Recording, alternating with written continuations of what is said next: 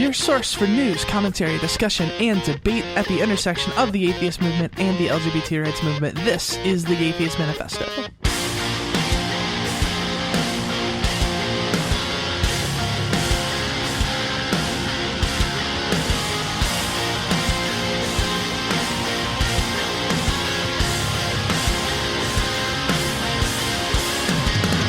From Answer Media, this is the Atheist Manifesto. I am your host, Callie Wright, joined once again by my co-host, Ari Stillman. What's up, Ari? Happy, joy, happy, joy. Listen, I immediately feel very sorry for anyone who doesn't get that reference because it makes me deeply, deeply happy inside. And joyful, of course. Don't forget that part. Well, of course. It makes me very happy and very joyful and joyful. It's good. So yeah, if you don't get it, look it up on YouTube. It's the best thing ever, and you probably won't get it because if you weren't into Ren and Stimpy when Ren and Stimpy was a thing, you probably won't think it's very funny now. Speaking of which, I watched Labyrinth with David Bowie for the first time this weekend. I'm pretty sure it's one of those things you have to grow up with because I was just like, what is happening? I don't get this movie. It totally is, because the first time I saw it, I was like in my mid-20s, and yeah, I was just like, you know what? I'm glad it makes you happy, and I'm glad you love it, but it's not really doing anything for me. I'm sorry. Like, I'm not going to knock it. I know it means a lot to a lot of people. We're going to get so much hate mail for this. I know. That's going to be the first deluge of hate mail that we get at the show. Is not going to be for any SJW stuff. It's going to be because we both are not fangirling and fan gender queering over the Labyrinth. That's right. Because that's how things work. Mm-hmm. So this is a long overdue and sorely needed good news episode. We bring the show to you in 3 segments. The first segment being some personal good news from Ari and I's lives. The second segment is normally us taking news stories from the news that give us the warm and fuzzies and talking about those. And the world is a sewer at the moment, so we're not going to do that. We're going to tell you about 2 other cool things in the second segment you have to listen through. And then the third segment, of course, posted a status on Facebook soliciting good news from people, and we got a whole bunch of submissions, a lot of really cool things happening in people's lives, and we want to celebrate those together. So let's talk about personal good news. Ari, great news. I got several things. So the first thing, if you listen to the show, you may be aware that I do therapy. As I mention my therapist all the time because she's awesome. So I've been making a lot of good progress, which is really exciting. So I've been doing a combination of a few different types of therapy. EMDR, which is eye movement desensitization reprocessing, which is a therapy that's typically for PTSD and other types of trauma-related things, but can be used for other stuff as well. And you don't even have to necessarily move your eyes. It just has to have some sort of bilateral stimulation. And my therapist taps on my legs because I have trouble like using my brain when my eyes are following her fingers around. But so when I first started, she was like, okay, this is going to sound really weird, but you're going to get to a point eventually where you're going to come across something that's normally really triggering and nothing's going to happen. And you're going to be like, what is happening? Like, usually this would cause me to have a panic attack or an emotional flashback or something really, really not fun. And nothing's going to happen. And you're going to be really confused. And I was like, I don't believe it. But it started happening, and it is really weird. It's like waking up and all of a sudden your voice sounds completely different or something. It's like a totally strange change out of nowhere. And it hasn't happened with everything yet, with all of my triggers. That's going to take more time. But, I've come across some situations that would normally be really hard for me to deal with. And like, my body didn't do anything. And I was like, what is happening? I don't understand. So it's awesome. So if you have any kind of trauma-related thing in your life, I recommend EMDR. It doesn't work for everyone, and you have to get a good therapist, of course, but it's worked really well for me, so I'm very happy with that. My next thing is I am going to go to Chicago. I'm actually going to be seeing a childhood friend of mine who I've been friends with since like the 4th grade, and we haven't seen each other for many years, and we haven't hung out at all since I've come out and changed my name and everything. So that's going to be really awesome to see her. And that's going to be cool. On June 10th and 11th. I'll be up in Chicago, and she's actually there moderating a high school quiz bowl competition. So she's going to have some times when she's busy. So if you're in the Chicago area, I'd love to come and hang out and see you. It's probably going to be my last trip to Chicago before I move to Colorado. So I'm very excited for that. That's awesome. This last one is not really good news for me, but it makes me so... It's not that it's bad news. It's just that it's not my news, but it makes me so happy. And right. Oh my gosh. But, you're involved, so I think it makes sense for you to say it. Yeah.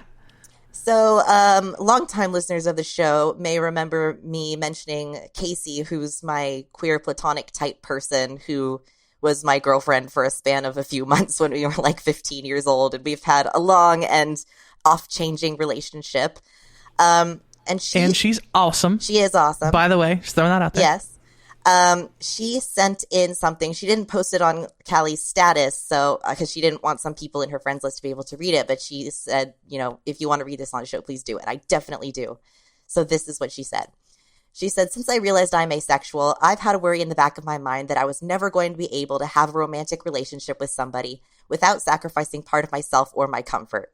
But thanks to polyamory, I got my first serious boyfriend this week. I adore him, and because he also has a sexual partner, I don't feel like I'm forcing him to sacrifice by being with me either. I am so grateful that both he and his partner are on board with this, and the future is looking bright. Anyone want to guess who that partner might be? Anyone?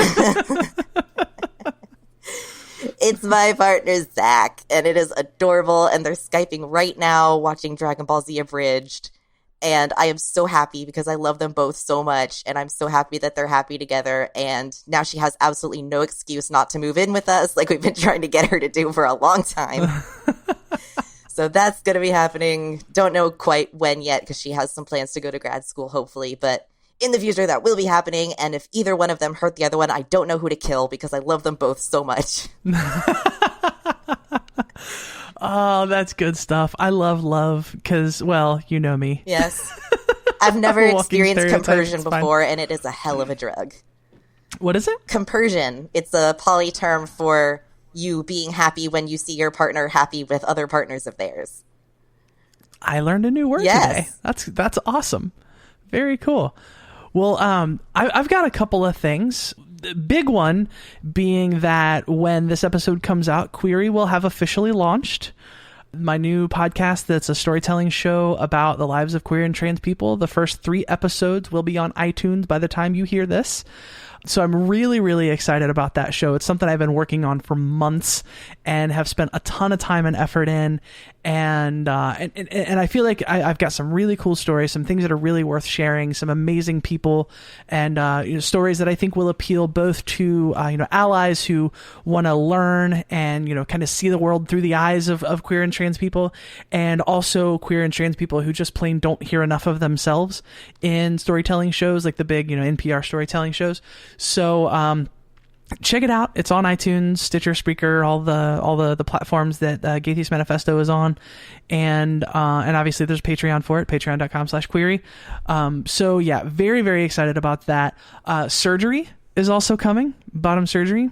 Celeste and I's matching vaginas that we're getting installed together. Science.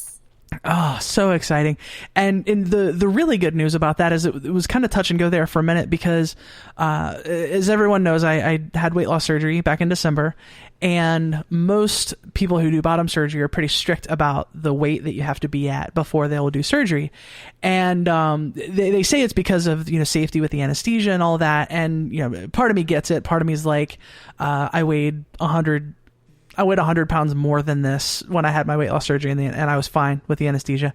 But I was also under for 45 minutes as opposed to being out for like 5 to 7 hours. So I don't know. I'm not a doctor.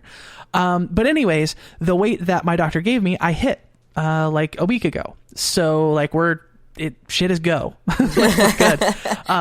And it was kind of dicey there for a second because I got a really, really concerning phone call from the scheduler at my doctor's office, just very matter of factly, calmly saying, we're going to go ahead and reschedule your surgery for 2018. And I said, you're going to what? Like, what? And he's like, well, there's some concern about your weight. And I was like, dude, I had a weight loss surgery in December and I've lost a metric shit ton of weight. And like the doctor knew all of this. Like we did the consult and I was like, hey, here's where I'm at. I'm having weight loss surgery And she said, okay, cool. Good for you. And that was the extent of her concern about my weight when I weighed a whole shit ton more way back when. So like, why all of a sudden are things changing? And he's like, oh, I'm sorry. I guess there's a miscommunication. And I'm like, dude, you don't understand. I have spent thousands already that I probably couldn't get back on this because you guys confirmed the date with me, right? Like, we've went ahead and paid for our place to stay. The plane tickets are bought. We've got money set aside for rent and groceries and bills and everything while we're gone. And like, there are thousands of dollars tied up in this thing that I will not be able to get back if you guys fuck me on this. And so the good news is I didn't have it. Well, right. And so the good news is I finally ended up getting to talk with the doctor, and she's like, no, it'd be really unfair for me to change things up on you at the last minute, blah, blah, blah. And she's like, I'm just going to hold you to the doctor, original. That would be very unfair. Right, exactly. Because I mean, I would have been realistic if she was like, well, this is where we need you to be. I was like, okay, well then, we probably need to wait a little bit longer. Like, I mean, I want it to be safe, right? Like, I don't want to do it fast, at the expense of my safety. Like, I'm 100% with that. But I just don't understand why her mind changed all of a sudden. It was just, it was weird. And then really the last thing, the last time we did the good news episode, I had not been promoted at work, and I have been promoted at work, which is fun. Yay!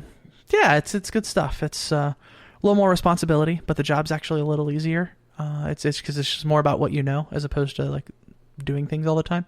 So that's nice. So job stuff is good.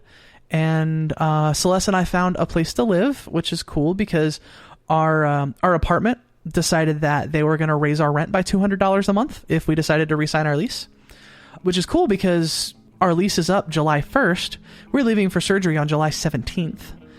So we're going to have to move and get completely settled into our new place to the point where it's going to be comfortable for us to live while we're recovering from surgery in a span of roughly 2 weeks while we're both still working our regular jobs. So that was a big stress thing. And we found a place, and it's really nice, and it's on the bottom floor, so there's no steps to deal with. So yeah, very excited about that.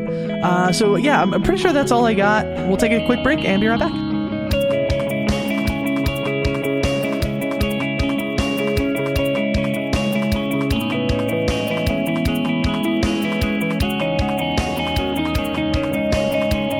Here we go once again, begging for your hard-earned money. Whether we like it or not, capitalism is a thing, and bringing it into the societal order takes money. Absion and Maxie know what's up. This week, their money will be used to fund the publishing of a friend's new Ken Ham fan fiction. Who will he be shipped with next? Stay tuned to find out. To hear more, head over to patreon.com/The Geekiest Manifesto and consider a per-episode donation to support what we do. Thanks, friends.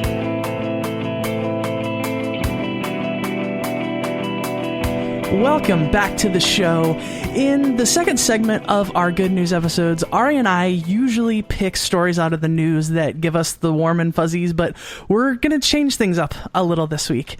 A listener actually posted a link on our Facebook wall to let us know about this amazing thing that was happening geared towards trans youth in healthcare settings. And the mastermind behind this awesome thing is named Genya Shimkin. Genya started something called the Q Card Project, and I think it's pretty amazing, so we brought her here to tell us all about it. Genya, welcome to the Gaytheist Manifesto.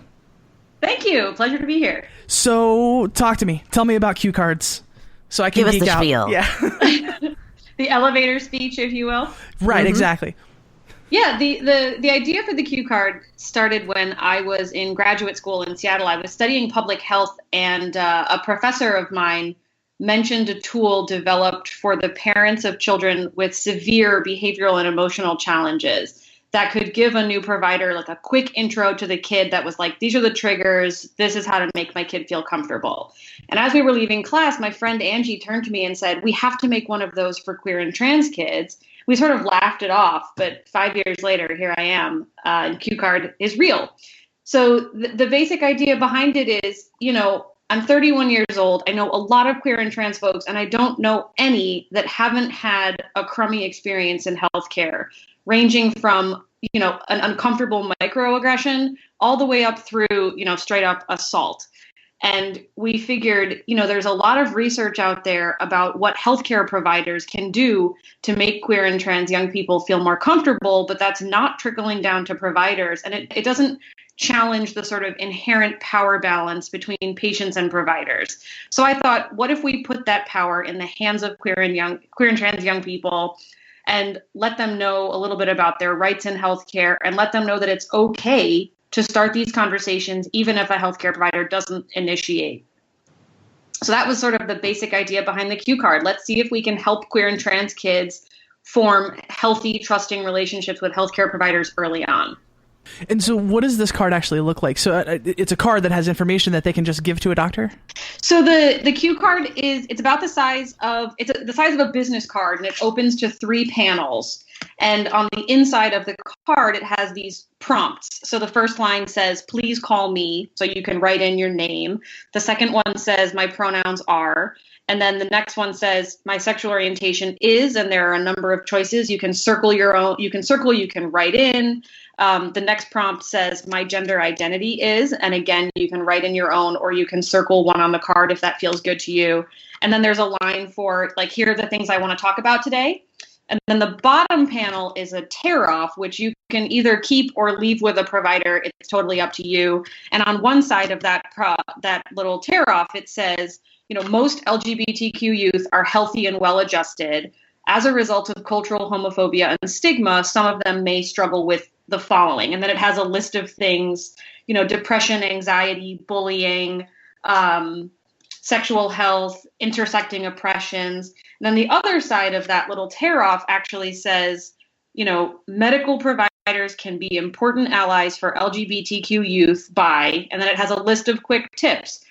Talk about privacy and confidentiality, post affirming and welcoming signage, avoid making assumptions about people and their behavior, educate yourself about the health of LGBTQ communities, and talk openly and honestly about sex and sexual health. Don't do that awkward, cagey thing that makes us educate you. So the idea was that it simultaneously empowers queer and trans youth and then also supports providers who maybe want more education or resources but aren't sure how to find them. Or, I think there are a lot of well-intentioned providers out there who don't know how to ask these questions. So they just don't ask them at all for fear of asking it the wrong way. So by putting the power in that conversation in the hands of young people, we say, it's okay for you to start this conversation yourself. So it folds up into the size of a business card. And that was feedback I got from youth when I was originally working on the design. I did a series of focus groups, and the young people said, it's got to be small. It's got to be discreet. It's got to fit in my pocket, fit in my wallet. I don't want to be carrying a poster around. Yeah. Yeah. Right. Which is that's a thing that you would think would be necessary, right? Because everybody has, well, I shouldn't say everybody, a lot of people have this idea that trans healthcare and even healthcare for queer people is just this separate category of healthcare that's so just incredibly complicated and complex. And we had a trans guy who was a med student, and he said he did this big meeting with a bunch of homeless people and homeless trans folks, and he was like, what are your things in healthcare? What can people do to treat you better? And they're like, get my name right, get my pronouns right, don't assume things about my genitals. And that was really all it was, And so to me, this almost, it seems like one of those great ideas that's like a lot of other great ideas that when you hear about it, it's like, well, duh, of course that's a thing that should exist. It makes perfect sense.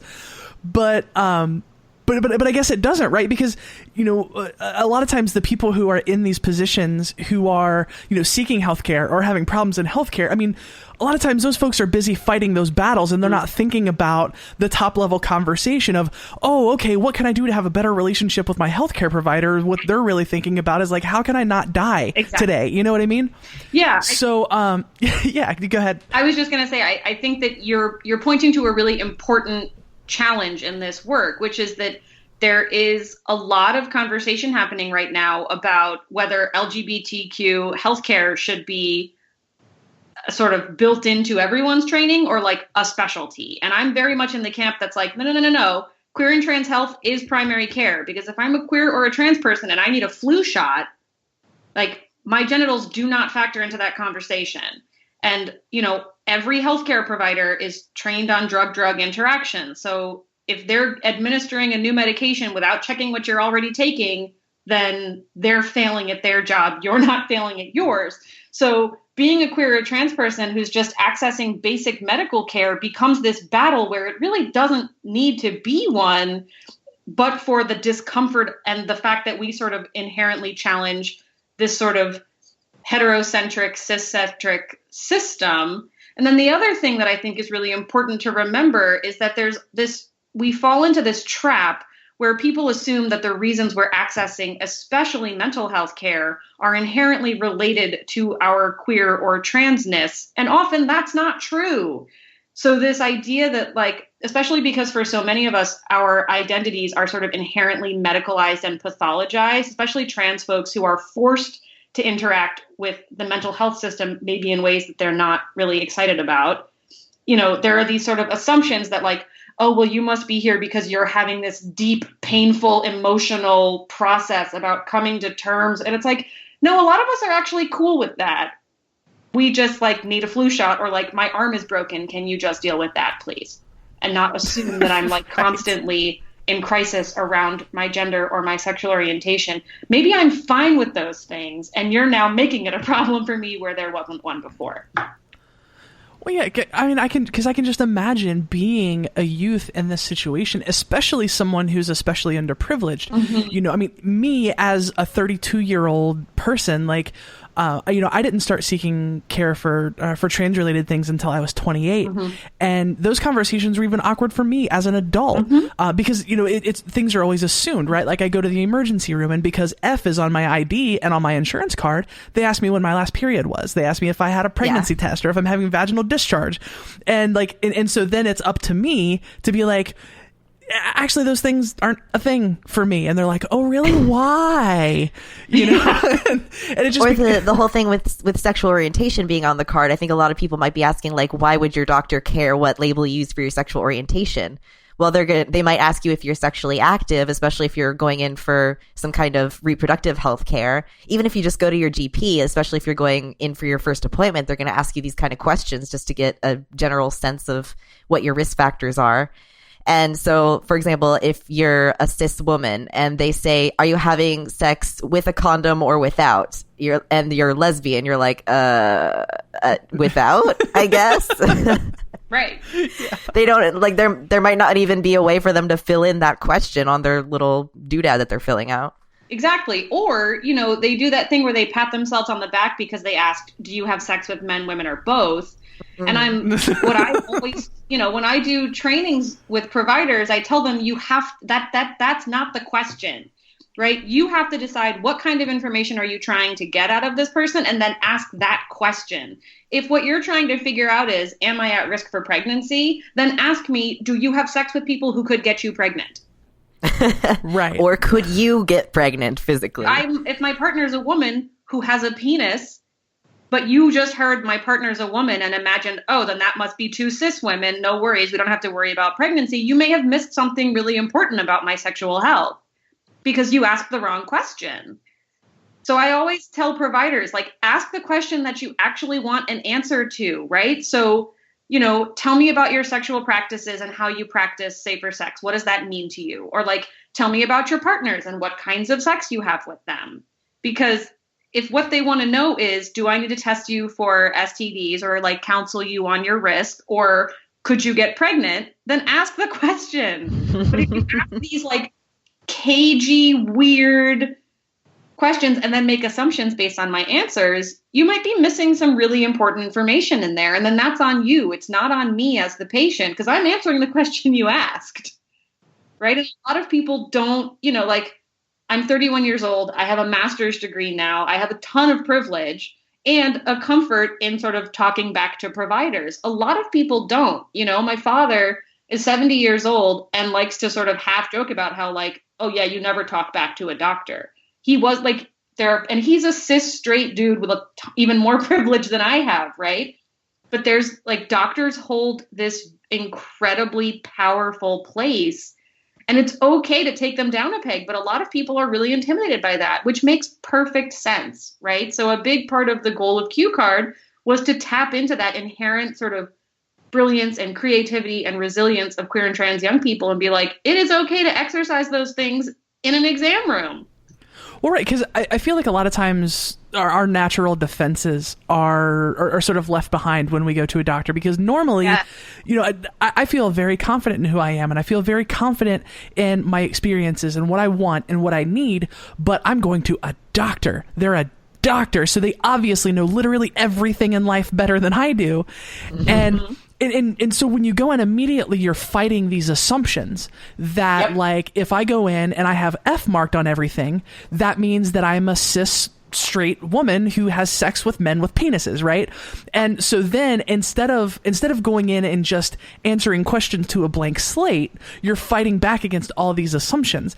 And I think and I think this is an absolutely brilliant way to do this, especially for people who may not be comfortable being more confrontational and just speaking up, right? Because not everybody can do that, because like you said, there's power dynamic that's so hard to get past for a lot of people.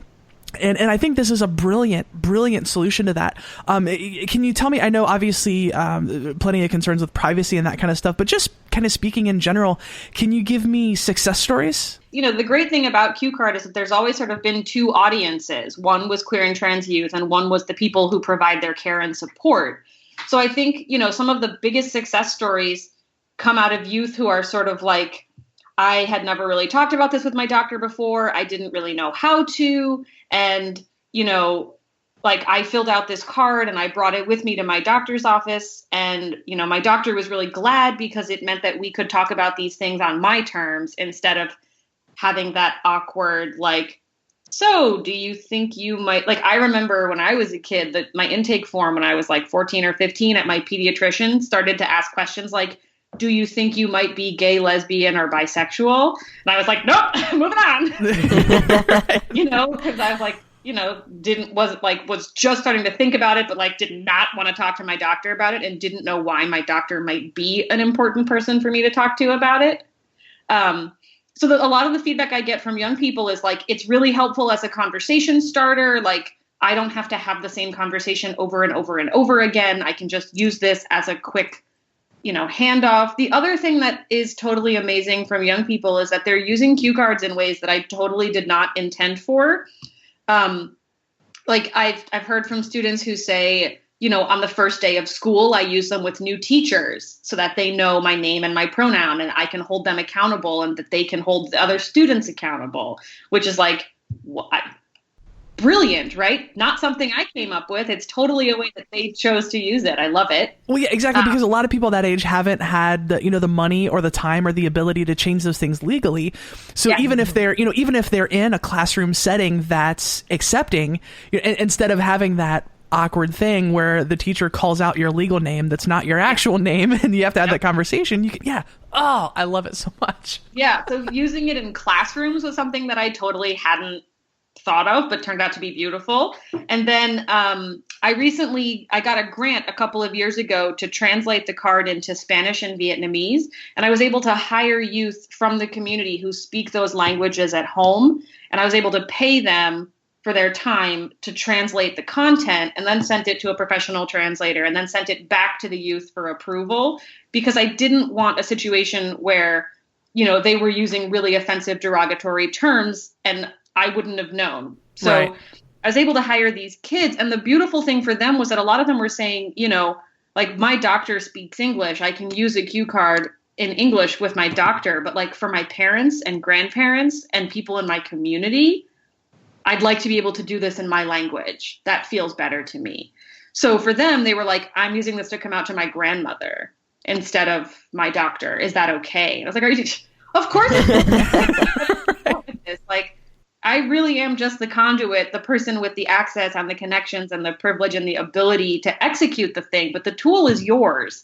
So you get to do whatever you want with it and use it however you like. So people have really sort of expanded the mission of it. And, you know, a lot of people sort of apologize to me about that, which I hate that people feel like they have to. You know, I don't feel this sense of like, no, you're doing it wrong.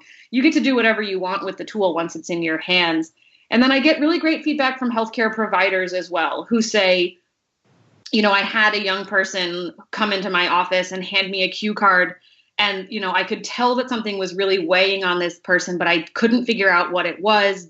And then they handed me a cue card, and it was like, a light suddenly shone through, and it was like, okay, now we can have a conversation about this. And because I don't have to feel like I'm pulling teeth to ask you uncomfortable questions, and I don't have to worry about asking a question in a way that might bother or offend you. I can let you start the conversation as the patient, and then sort of we can go from there. And providers also really like that it helps to set a tone. So I get a lot of orders from clinics and hospitals and private practices who just like to have them sort of at the check-in desk, because they feel like it sends a message that whether you grab a card or not, that we see you and we're ready to talk about these things if you want to talk about them with us.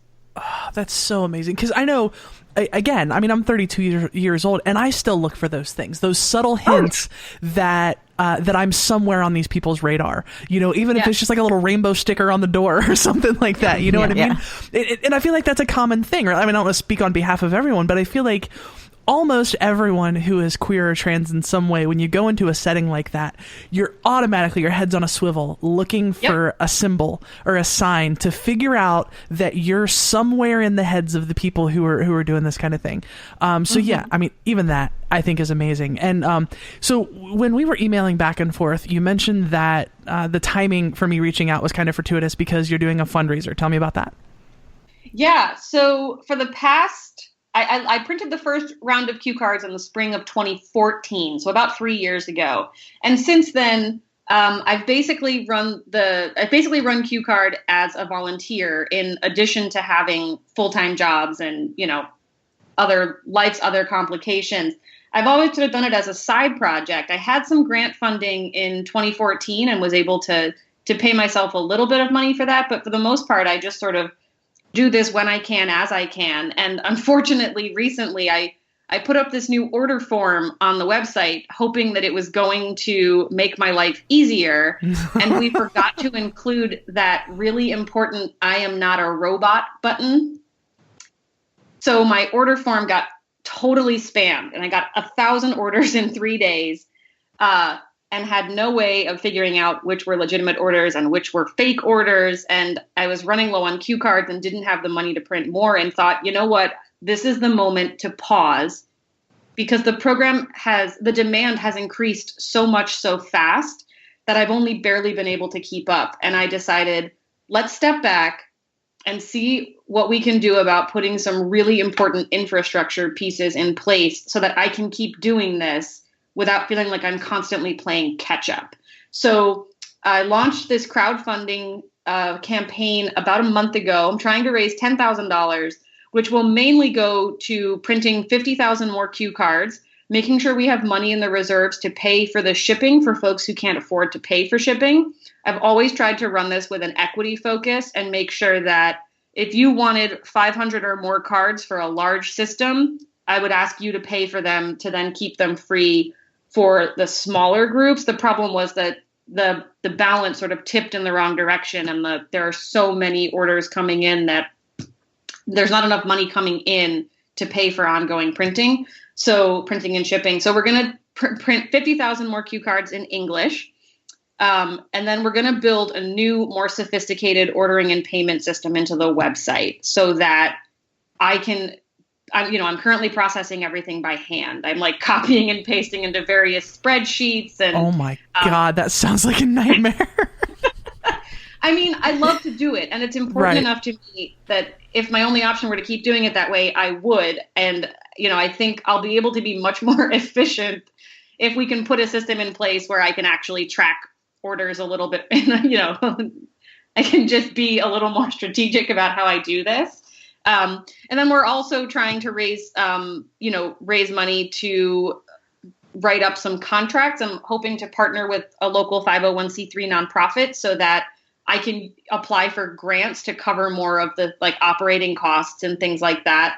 And then I can also take tax deductible donations, which would be really, I think there are a lot of people that are really excited about that possibility, and I've never been able to make it a reality. So that's definitely a priority. And then I'm also going to do some much needed, overdue, web updates, I have a fabulous marketing and communications intern working for me right now. And she's got all these great infographics and stuff that we want to replace some of that text heavy pages on the website and get some more exciting stuff up there. So we've got, I think, less than a week to go on the fundraiser. We're at about $7,000, really hoping to get up to that 10. We posted some really exciting rewards this time. So in certain circles, I'm known for wearing bow ties, which is a thing I started doing a couple of years ago. And it's now sort of, I'm that person that everybody, for every birthday and Christmas, I end up with piles of new bow ties. I'm never sad about it. So we're doing a cue card bow tie as one of the rewards.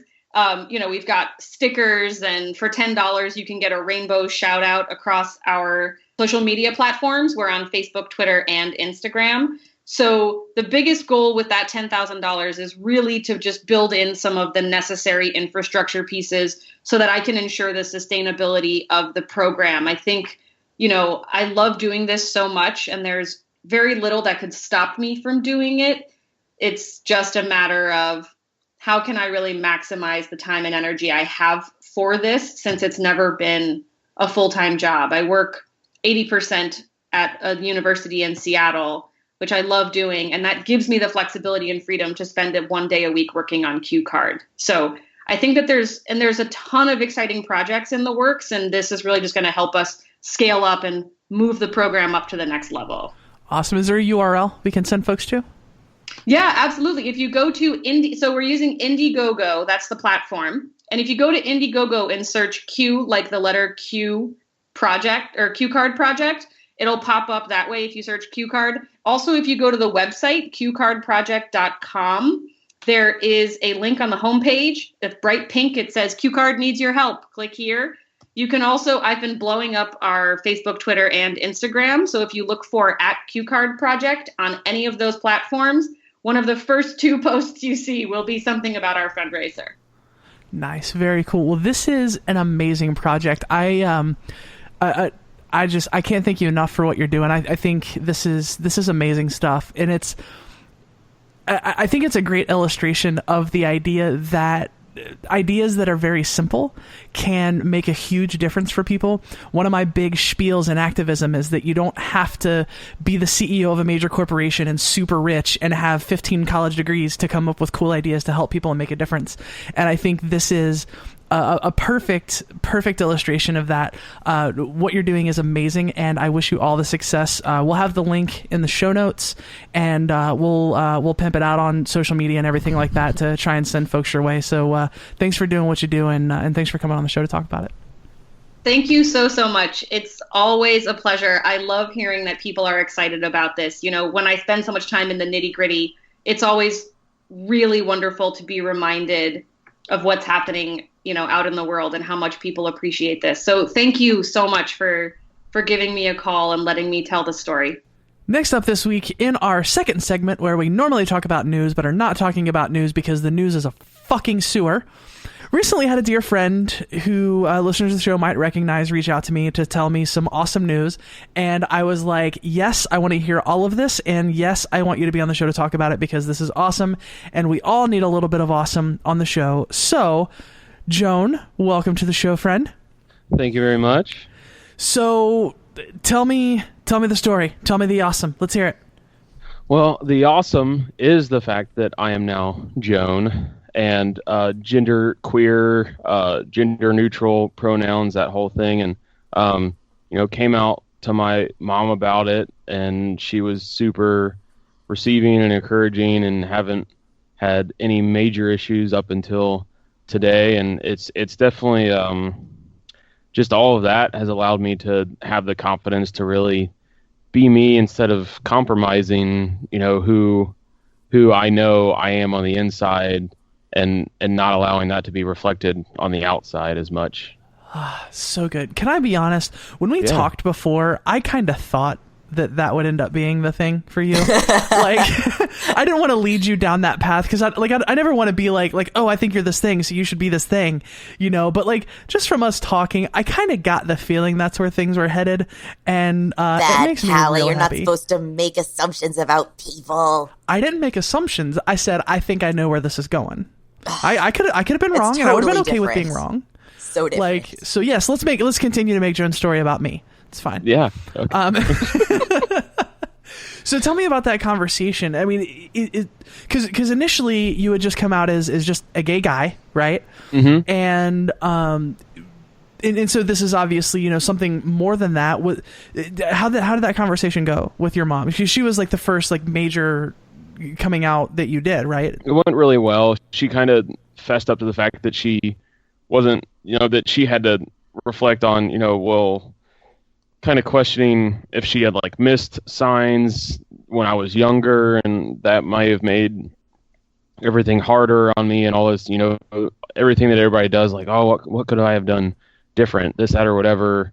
And, but then she came to the standpoint that everyone should come to, and it's like, it doesn't matter what happened before because you can do absolutely nothing about it. So, that kind of happened, and she definitely is a mom, so she super cares about me. So she was very much asking, about if I had friends that I could be around to make sure that I would be safe, and concerned with just the climate of everything that's going on. I live in a very conservative town inside of a very conservative county inside of a very conservative region kind of thing. So it was very sweet and enduring, and definitely helped me to have a confidence, because she was the biggest one I was worried about.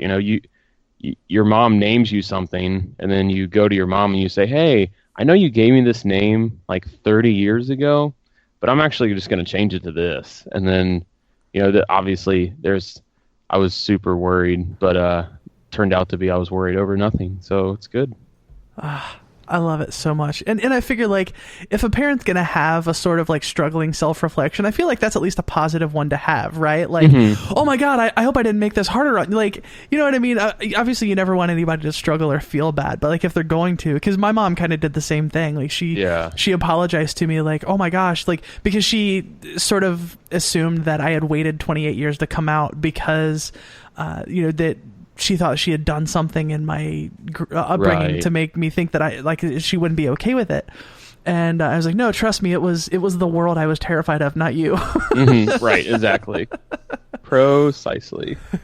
So is this, is this something that you've sort of always had a sense of, or did it sort of evolve after, figuring out who you were sexually, and then you were able to sort of, move on to gender, or has it always been kind of a thing there? Like, how has that worked out for you? I feel it's like a little bit of both. Because in all honesty, like behind closed doors, when I was younger, I would, try on women's clothing that I would like steal from friends' houses, and different things like that. I was always curious about that kind of thing, and I always felt like there was something going on, just because I was always so easy to make friends with other girls and women and just be friends with them, and like that's who I gravitate towards. And I always had kind of conflicting difficulty with guys and going well with all that kind of stuff. And so I think there was inklings, but since I didn't really have anyone to talk to that would ever even say like, hey, this is a thing, I never even thought of it as a thing, which I feel like is a lot of why there's, all of a sudden people are like, well, there's a lot of, gender neutral and gender queer and transgender people coming out of the woodworks. It's just a fad. Like, no, it's just that now people actually like have a thing to explain where they're at and how they're feeling and what they're dealing with. And so I think it was a lot there, but then it was also once I was able to say, hey, yes, I am gay, and like I do like, sexual attraction to men. But then also once I was able to admit that, I socially ended up interacting with, just feeling that draw again, and actually this time able to think it through and address it and work it out versus just saying, well, I don't know what that is and moving on. So I just want to point out that the Gay Theist Manifesto does not endorse stealing clothes from people in order to experiment with your gender expression. The opinions and views expressed by our guests are not necessarily those of the Gay Theist Manifesto. Yeah, well, fair. We all do bad things, Ari. God. Didn't say I was proud of it. I've never done a bad thing ever in my life. My bad. Forgot who I was talking to. Except be friends with Thomas Smith and Andrew Torres because they kick puppies. # stirring shit to get fans. Anyone who follows me on Facebook will get that. Anyone who doesn't, I'm sorry. I don't really hate them. They're good people. Except for that puppy kicking thing. Right. You know, and this is interesting because I feel like you may be the only other trans person I know who has a similar experience with there sort of being this connectedness between figuring out your sexuality and figuring out your gender. As if like one...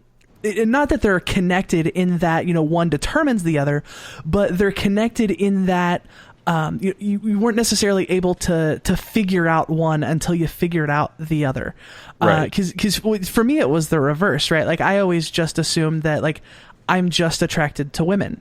And, you know, and then eventually after coming out, I was like, wow. Like I saw Alexander Skarsgård and I was like, holy shit, he's gorgeous. And wow, that's a new feeling.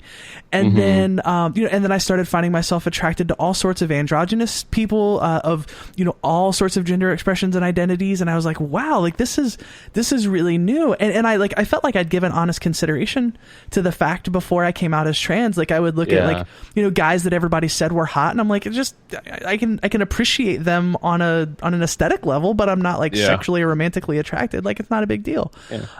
And that feeling changed for me. So like, I think that's cool. I have to wonder if that's more common than we think it is. Ari, what do you think?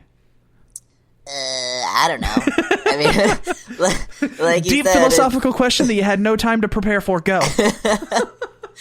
Well, for me, it wasn't terribly connected. Like the two processes were years apart, and the sexual and romantic orientation thing was like, I know a lot of people kind of struggle with it, especially if they're not straight. They're like, oh, like, what is my identity? I'm not really sure. And for me, I just realized I had a crush on a girl, and then I was like, oh, I guess I'm bi. Okay. And the whole process of going from straight to bi took about 10 seconds. And then, you know, several years later was when I started fooling around with gender and chose to be non-binary as I did. But so they were pretty separate. And I think that they are sort of connected in the sense that, for example, the reason why I believe that I'm pansexual is because I just don't think gender is really a thing. Like, I don't even know what gender is. So, like, if I don't think gender is a thing and that's why I'm non-binary, then, like, how could I choose partners of just one specific gender? It doesn't make any sense to me. So thanks for there's invalidating. that, and that's thanks for invalidating my identity, Ari. There you go. Sorry. Oh gosh, this is fun. So, any big plans? I know a lot of people when they come out, and obviously, you know, if you don't know or you're not comfortable sharing, that's obviously okay too. But I know a lot of times when people come out, they're just like, "Hey, this is a new thing that I figured out about who I am," and that's really all that changes. You know, some people do other things. So, you know, any further plans for anything? Are you happy where you're at, or? I mean, I'm pretty happy for where I'm at right now.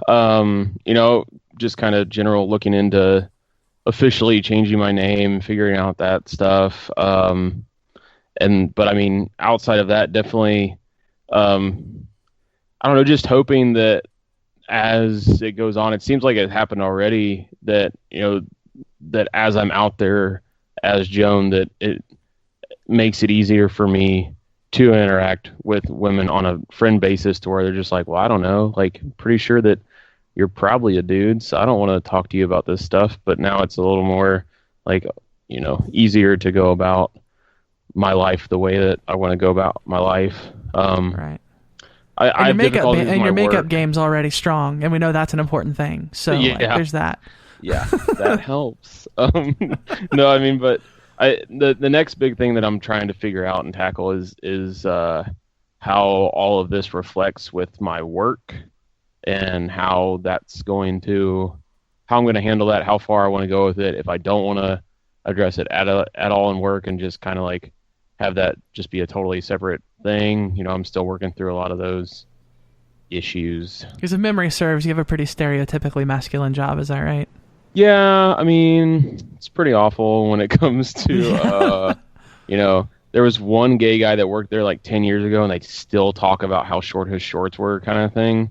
Oh my God. Where I'm just like, I'm pretty sure that you talk about enough to where you probably like dudes a little bit. You're just not going to admit it. Like, right. Like, that's how I feel about it. We know what you're thinking about when you go home at night. So don't try fooling around on us. Come on. Right. Yeah. So, I mean, that's definitely, that's definitely going to be the next stage of my plans as far as figuring out how that's going to reflect and to the potentialness of just working really hard to get out of that job so I can get in a job where I don't have to worry about it and I can just go in as Joan instead of transitioning to Joan and my job. So yeah, that makes a lot of sense. Well, my friend, I love you dearly, and I think it's awesome that you have good things going on in your life. We love you lots, and thanks for coming on to tell us about it and let us be happy with you. Yeah, thank you.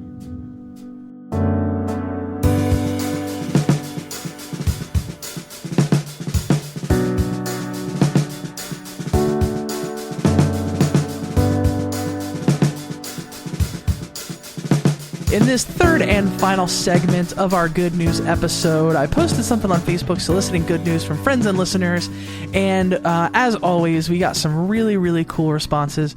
So I am just going to start at the top here. Danielle, my husband and I are going to our first ever Pride Fest, Denver Pride on 6/17. Oh, Pride. My new work schedule means that I probably won't be able to go to any Prides this year, so I'm jealous and sad, but it's fine. And I'm going to miss Denver Pride this year, but I'll probably be able to go next year. Hooray! Hooray! Seth says, my boyfriend who grew up a Jehovah's Witness had his first birthday party this weekend, and two of my friends made him a lemon Lego cake with 3 colors of fondant and fondant Oreos. And I am pissed that I didn't get an invitation, Seth. Seth, what's wrong with you? And because I'm making his good news all about me. Yes. But seriously, first birthday party and it's a Lego, like, come on. That's great. I love it. It's incredible. My friend Cindy got her engagement pictures taken with her new fiance, and they are adorable.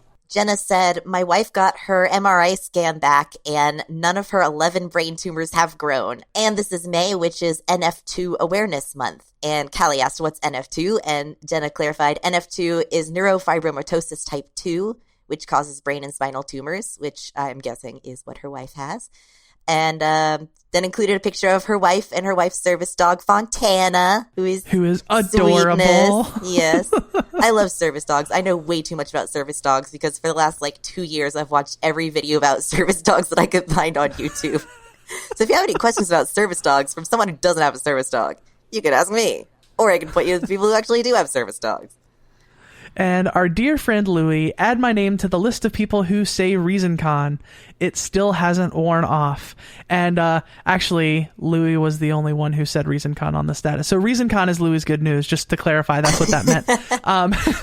That, and I discovered I could music. I even already sold a piece for a podcast intro, which is awesome. Louie actually shared that piece of music with me, and it's actually pretty freaking cool. I was impressed. I've been meaning to listen to the clips that they've been posting, and I just haven't been able to because I'm usually on Facebook at work and I can't listen to stuff on the computer at work. But get your shit together. Louis, stalk me and be like, hey, have you listened to my stuff yet? Because I really want to listen to it. And maybe I could even use some of it for some podcast stuff. So I'll definitely look into that. Aiden Xavier McCool, husband of Marissa McCool, friend of the show, said, I changed my name and gender marker on my license with no issue. The lady that took my photo was not only affirming, but also asked me to take care of myself, quote, because I know how ignorant people can be. It was amazing. That's so wonderful because I've heard so many uncomfortable stories of people, especially when they change their gender marker. So it's really nice to hear that there are people that work at the DMV who aren't shitheads. Yeah, the lady at the DMV wasn't mean to me, but Jesus, did I get the meanest fucking side eye you've ever seen in your life. So it's like they weren't outright mean, but it definitely made me really uncomfortable. So I'm really glad to hear that. Danielle said, yesterday I had a re-birthday party. It was the 4-year anniversary of having gender confirmation surgery. I decided to seize it as an occasion to celebrate. For many years, I had a lot of really bitter people in my life who were angry with me about the fact that I had difficult feelings about having had it and were very invested in keeping me in that pit. Now they're out of my life and I'm doing so much better. So this. We went to Whiskey Kitchen and had a wonderful evening. Outstanding. And if you don't mind, Ari, I'm going to go ahead and read the next one. Oh, definitely do that. Because it is Celeste's mom saying that you will be my daughter-in-law, and I'm already crying. Oh. God, I love her so much. And she included that little double heart emoji with the big heart and then the smaller heart on top of it, so it's many hearts. I get Extra to read meaningful. 2 now because you read 2, so now I get to read 2. It's fine. Do it. George said, I passed my written exam for my senior title at work. I don't know what a senior title is, but I'm assuming it's a good thing because you put it in the good news thread. So go, George. All right, George. Shalee said, I started a new job in March and was already asked to go full-time as a smoke shop expert. Tomorrow, I go to Atlantic City for the Champs Smoke Show. And Champs is all capitalized, so I guess that's some sort of a acronym for some kind of organization. Yeah, God, I wish that I had the money to go to podcast conventions. Podcast Movement is really soon, and tickets are like $400, and it's in like a $200 a night hotel. So yeah, that's probably not going to happen for me. It's fine. I'm not. Patreon.com/The Gay Peace Manifesto. Right. Steve says, Brandy is cancer-free and done with chemo and radiation. She's recovering from the ordeal a little at a time. Her hair is coming back, and she's currently rocking the weirdest Jufro ever. Oh, and I get to see Whitechapel, Amon Amarth, Volbeat, Thrice, and a few other bands at Rock on the Range, which is also awesome. Especially Thrice, because Thrice is probably my all-time favorite band. So, oh my God, I love Thrice. Have I mentioned that Thrice is one of my favorite bands? I'm really a big fan of Thrice. Oh, I learned a thing just now that I hadn't learned before. Yeah, big Thrice fan. Fred wanted to share, I can't say a specific good thing in my life right now that isn't family, friend, or podcast related. You could have put that. I mean, that's good stuff. So what I will say is that the best thing in my life is reading everyone's good thing and enjoying the good they have going on. I'm looking forward to reading and hearing a ton more good going on in this messed up world we're all trying to navigate together. Aww. Amen, friend. John says, my sister-in-law said something nice about me sending a copy of the movie Hidden Figures to my niece. This is extraordinary because she has gone out of her way in the past to believe that I am a horrible person, incapable of doing anything nice. And John, I would just like to say, I know to the contrary. You are an incredibly nice guy, and I love you dearly. William, our wine expert friend, said, I found a job in a wine shop, finally, which is my chosen industry. And it's a step to getting a better wine job. And I went to quit my other main job, and they said they like me so much they want me to work like 1 day a week, which means I can still have health insurance. That's awesome. That's awesome. Katie, we love Katie. I came out to my grandmother on Mother's Day, and she responded really well. I love it. J.E. included a picture of her with her pet possum.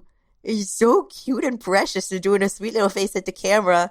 J.E. said, my Steve is feeling better. He was losing weight and had an abscess that became infected, and we were very worried we were going to lose him. But he is doing great, and I am so happy to still have him to help me educate people on how amazing opossums are. And I just have to say, I love it when people say opossums and not possums. I didn't even know that was a thing until I was like, I don't know, probably like a teenager. I was like, what's an opossum? I've only ever heard of possums. I am so jealous because she always has the cutest animal pictures. She's always hanging out with goats and ducks and possums and just like really, really cute animals. And I am super, super hardcore jealous. And I just got this boring cat over here just sitting there looking at me, waiting for me to give him dinner because it's almost half an hour late now because of the show. Silly cats. Silly cats. Lou says, my super awesome kid came out to us and our reaction was, cool, now move your laundry, which is exactly the right reaction. Marlis said, the third arrow has had a stellar month so far, and because I'm the worst, I haven't clicked on the link, but the third arrow is linked to a Facebook page, and it is loading right now, and it is It's an Etsy shop. They make Etsy shop, that's right, you got it. Good job, Callie. Thanks for saving me. Also, despite the inevitable judgment and BS, we got married on Friday because life is too short and love is too precious and fuck what people think. Yay! Yes, and by the way, this is my shout out to the Third Arrow. Check them out on Etsy.com. The greeting cards that Marlis is making are awesome. Like, super queer positive, super social justice friendly. It's amazing, and I plan on buying my greeting cards from that shop when the time comes. Amy says, I have too much good news to put here, but there is a great deal. And I think that in itself is good news, that you got too much good news stuff to talk about. I'm into it. Danielle Moscato, wonderful, awesome activist friend of ours, said, I changed my legal name today. I'm very happy. I remember that day. Such a good day. Other Danielle friend, I interviewed for a better job for the first time with my new presentation, killed it, and got the job. It's a large enough step up financially that I can seriously consider funding facial feminization surgery. I'm feeling hope. Yes! Colette said, my vacation trip to Memphis with my in-laws is coming up soon. That may not sound like good news to most people, but I love my in-laws, and their idea of vacation is just like mine. Bar hopping and restaurant hopping, drinking and eating everything in sight, and then maybe stopping to point at a building or two. Whee! Smiley face. Smiley face. No, I identify with this. I'd love to go on vacation with Celeste's family. Jordan says, I got accepted for a position with a Washington, D.C. based lobbying firm. I'll be helping to organize my community for pro-environmental policies. Also, I will love my South African partner, and I got all A's this semester despite my big worry. That is awesome. Getting paid to do good. That's kind of living the dream. Anonymous Joan said, I changed my name to something more fitting of the new person I've become, and it makes my heart dance. You had your time in the spotlight, Joan. Get out of the thread. Emily says, I got to buy a bunch of fake poop for work, and if that's not a thing to celebrate, I don't know what is. Miss Ashley of No Religion Required posted, we just celebrated the year anniversary of Jim Dobler signing our marriage certificate. Her marriage to Bobby C., wonderful human being, dear friend of Callie, and, you know, kind of friend of me, but whatever, I mean. Pete Zupan of Secular Student Alliance fame, Lester made it to 2 adoption years old. When you get an old dog, there's just no telling how much time is left, so anniversaries like this are a big deal. And also, your dog is adorable. Oh, it's so sweet. There's a picture of Doggy sitting in the sun looking sweet and puppy-like. Jordan said, I'm playing Carnegie Hall next month. Seriously, a lifelong dream of mine come true. That's amazing. Wow. We know some pretty important people here. Right. Lindsay says friendship, heart. And yeah, I'm into that. It's very simple. Very, very simply stated. Yes. I'm into it. Matthew O'Neill of the For God's Sake podcast, which I was recently on and hopefully will be posted by the time this comes on. I don't actually know when it's going to be posted, but it was a really great interview, so please listen to it. Being with my kids and having my girlfriend around. New opportunities with my podcast with an exciting guest I have scheduled to come on, which I'm going to pretend that was me, but it's not. That was actually me. That was actually the day that he scheduled my interview on the show. Oh, so that's what he meant. Yeah, of course. Yep. Shujin Tribble, I met a hell of a lot of friends for the first time that I barely realized I'd had last month. Last month being ReasonCon. And I was one of those. Yes. So I am very happy. Shujin, we love you. Yes. Shujin's a good person. Ange says, I have a boyfriend who is just as smitten with me as I am with him. Gross. Yes. Gross. Jen says, I made CAE 2 at work and hubby got cleared to start with vocational rehab for job training. I don't know what CAE 2 is, but I'm excited about it. I'm guessing it's probably a promotion thing. Michael says, I cast off the shackles of conforming to a brand and started my own independent real estate brokerage, Reason Real Estate, which I have heard a lot about recently, actually. Probably because I think you're a patron to Opening Arguments, and I always read the Opening Arguments patrons. As far as I know, it's the first and only real estate brokerage based on the ideals of science, logic, and rational thought. And now the very self-serving plug. Follow me at Reason Broker, like my page, Reason Real Estate, and most of all, contact me if you're thinking about buying or selling a property. If you're not in Colorado, I will find you a broker in your area with shared ideals. I'll send you the bill for the ad, Mike. There you go. It's fine. Kayla says, I got a 4.0 this semester. Yes! Kayla's my one of my BFFs. I love her dearly, and school was something that she really struggled with. So I'm very, very happy that she pulled this off. Dee Dee said, I've gotten to share just about every day for the past 7 months with my favorite human ever, James. And then a heart and a smiley face. More love. So sweet. Well, it's not super related to the mission statement of the Gaytheist Manifesto, but our house flooded back in August, and we lost about 80% of everything we own, all of my baby pictures, my MFA work, a lot.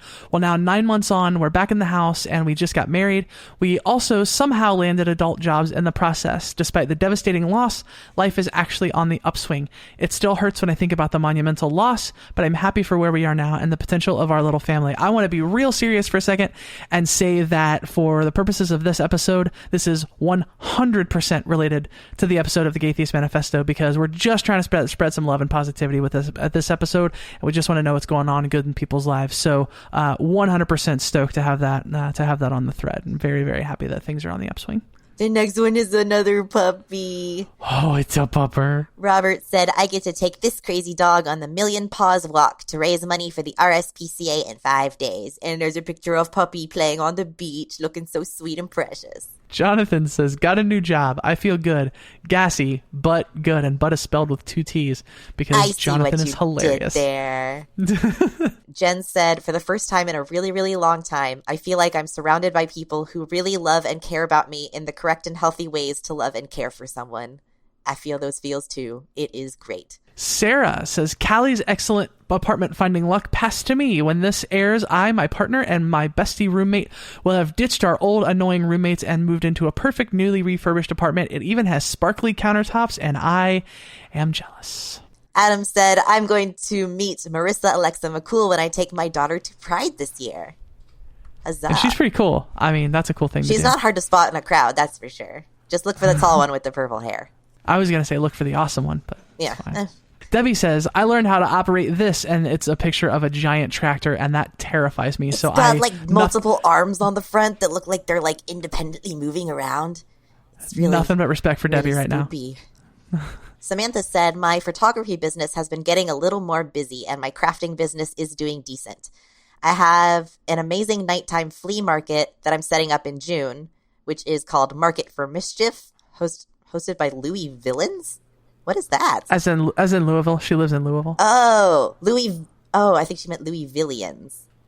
Or maybe no, Louis Villains. Is that what Louis they're called? Villains. Okay. It's a play on words, Ari. Jesus. I'm just really doing great. The theme this time is Proud to Be, and it's during Louisville Pride. I am super excited. Alongside that, I found a pretty awesome fella, and we celebrate our 1-year anniversary on the 22nd. He fully supports and contributes to both my independent businesses.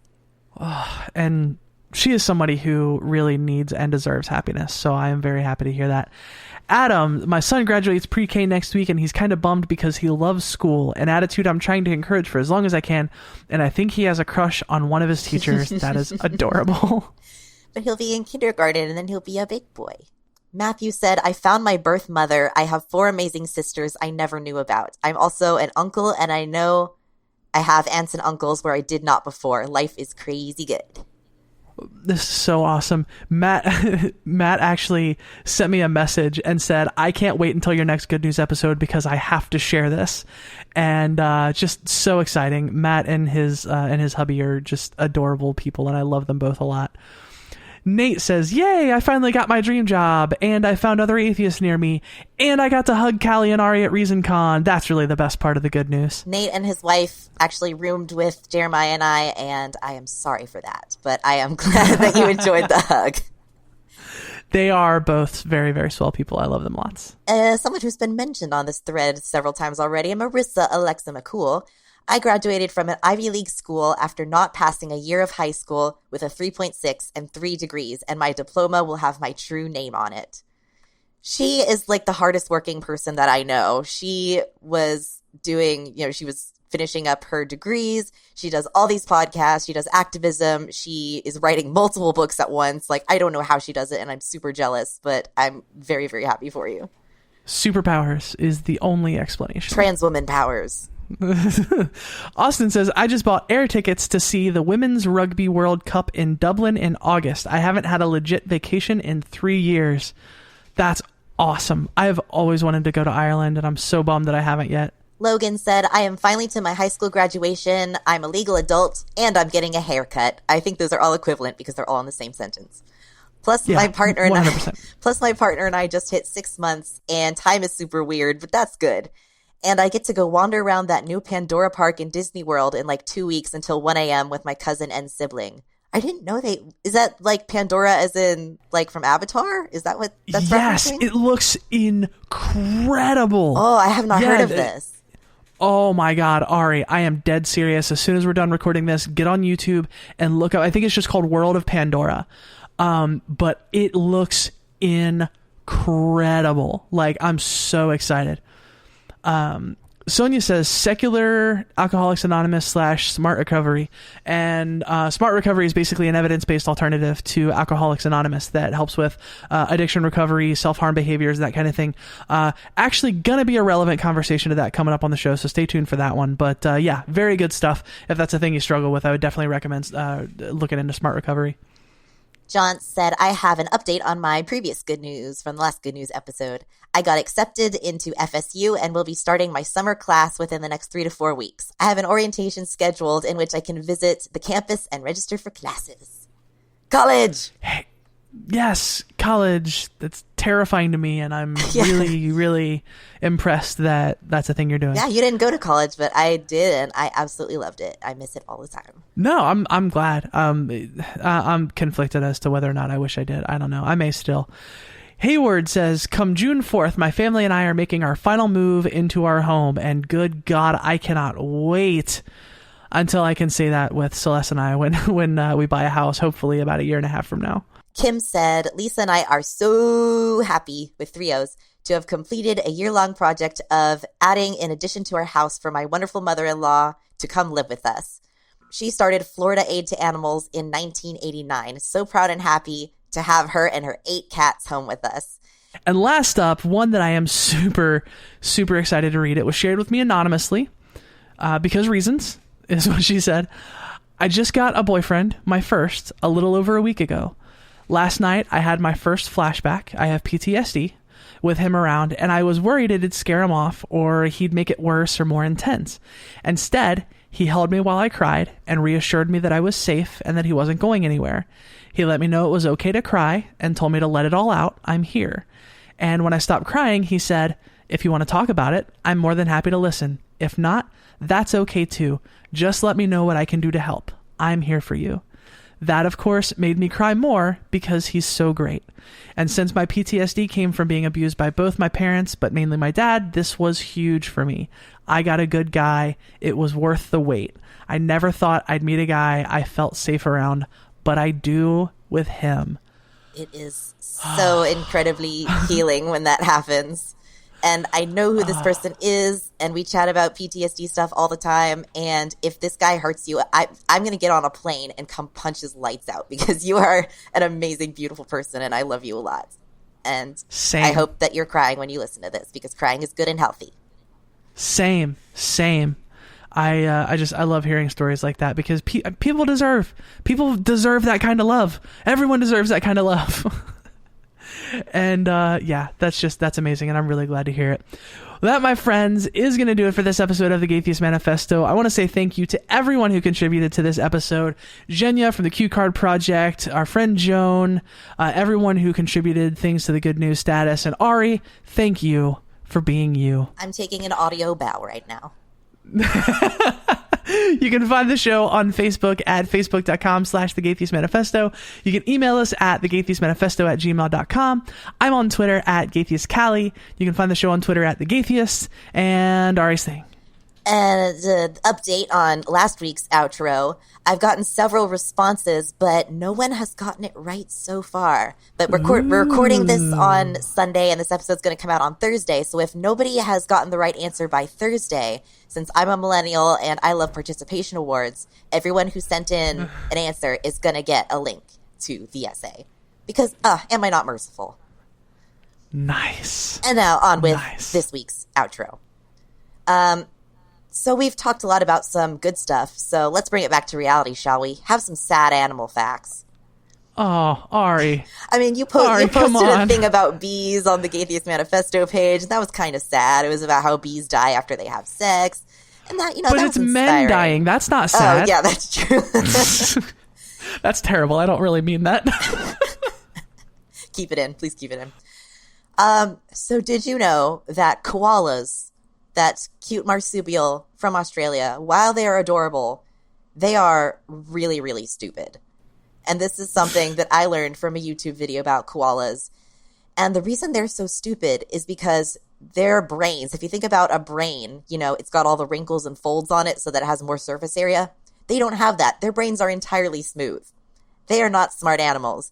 And if you take, they eat eucalyptus mostly. If you take a eucalyptus leaf off a tree and put it on a plate and hold it up to the koala doesn't know that it's food and they will starve to death.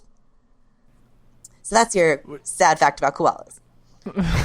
There's also this whale that's known as the 52 Hertz whale, and he is the loneliest whale in the world. Because I've heard this story. Yes, because most whales vocalize between 10 and 39 hertz. And this whale, his voice is a little messed up, and none of the other whales can hear him. So he can't communicate with any other whales, and he just swims around being lonely and being by himself, and he has nobody because none of the other whales can understand him. I'm so sad. Let's have another one. Ming the clam. So Ming was this clam, and some scientists found Clams this clam. get names? Well, this What? one did. Wait. He was a very special clam. Okay. Some scientists found this clam, and they're like, holy shit, looking at this clam is ridiculously old. And it turned out that Ming was 507 years old, which is why they named him Ming, because he was alive during the Ming Dynasty in China. Fair. That makes sense. So scientists were studying, oh my gosh, what is it with this clam? How did this clam survive for this long? So they tried to open up the clam to, look at it and see what's going on, and they killed it.